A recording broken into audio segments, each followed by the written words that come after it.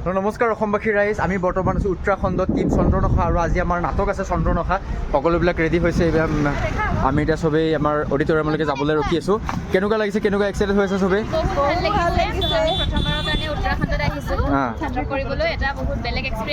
ঠাণ্ডা ঠাণ্ডা লাগি আছে ন?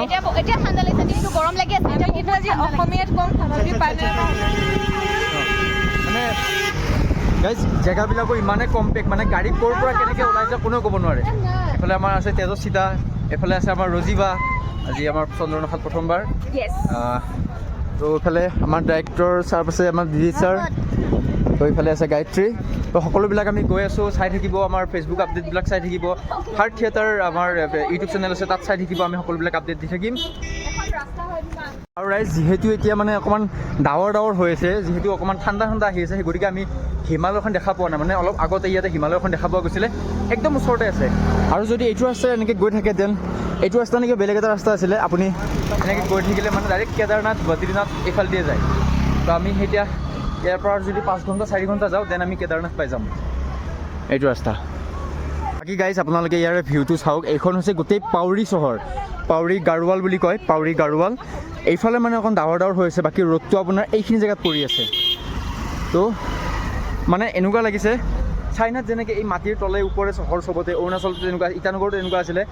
চব তলেদি ৰাস্তা গৈছে, ওপৰত পাৰ্কিং আছে, এনেকুৱা আকৌ ইয়াৰ তলেৰেও মানে এই ৰাস্তাৰ তলেৰে এনেকুৱা ৰাস্তা আছে।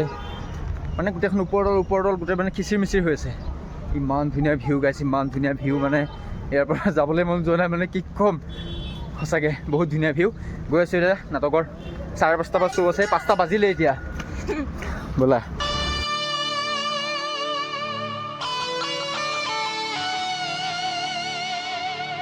এইফালে যিমান দেখা পাইছে, যিমান দূৰণিলৈকে দেখা পাইছে আন্ধাৰ ক'লা মলা, আচলতে ক'লা মলা নহয়, মেঘো নহয়, সেইফালে চব পাহাৰ আছে।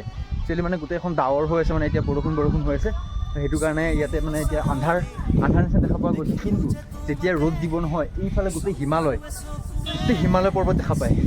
আমি মানে যোৱাকালি দেখিছোঁ, কিন্তু ভাবা নাছিলোঁ যে সেইখন হিমালয়, কিন্তু সেইখনেই হিমালয় হয়।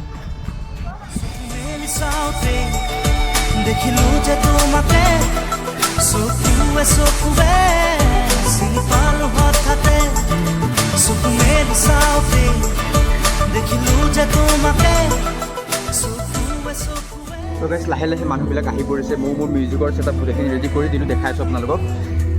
এয়া চাওক, ইয়াতে মিউজিকৰ গোটেই ছেটআপ লাগি গৈছে এনেকৈ। আৰু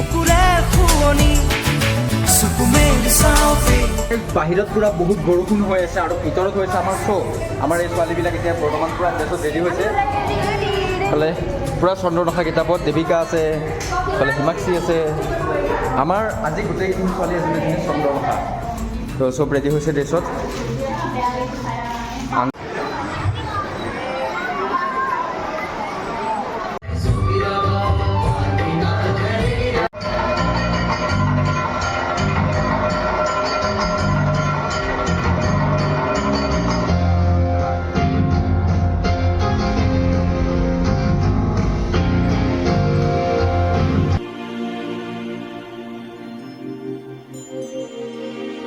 নাটক খতম হৈ গ'ল, মানুহে খুব ভাল পাইছে। মানে আমাৰ ভাষাটো অসমীয়া হ'ব পাৰে, কিন্তু মানে তেওঁলোকে আমাৰ কৈছে যে আজিৰ মানে আমাৰ নাটকখনৰ আগতে তেওঁলোকে এনেকুৱা ভয়ংকৰ নাটক দেখা নাই বোলে। মানে আমাৰ ডিজাইনখিনি বহুত ধুনীয়া। তো ভাল পাইছে, মানুহে খুব বেছি ভাল পাইছে। এতিয়া চবেই মানে ফটো উঠি আছে, একদম আমাক এপ্ৰিচিয়েট কৰি আছে, সেয়াই আৰু।